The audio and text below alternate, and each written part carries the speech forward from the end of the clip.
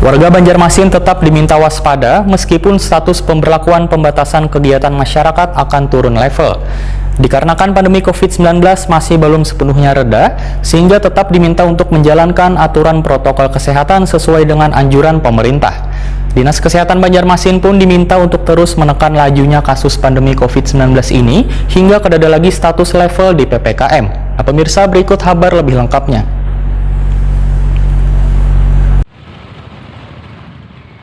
Warga Banjarmasin tetap diminta waspada meskipun pemberlakuan pembatasan kegiatan masyarakat status akan turun level. Dikarenakan pandemi COVID-19 masih belum sepenuhnya reda, sehingga tetap diminta untuk menjalankan aturan protokol kesehatan sesuai dengan anjuran pemerintah.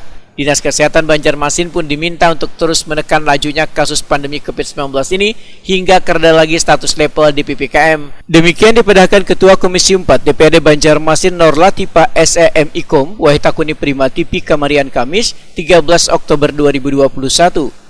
Politisi Partai Golkar ini pun sangat mengapresiasi pemerintah kota dengan instansi terkait lainnya dalam menekan angka penyebaran COVID-19 hingga status level PPKM di Banjarmasin menjadi turun dari level 4 ke level 3. Tetapi dengan menurunnya PPKM level 4 ke 3 ini, agar kita semua, artinya dari semua stakeholder, dari pemerintahan maupun dari pihak swasta, dan juga harus ada partisipasi masyarakat, bahwa kita jangan lengah terhadap protokol kesehatan.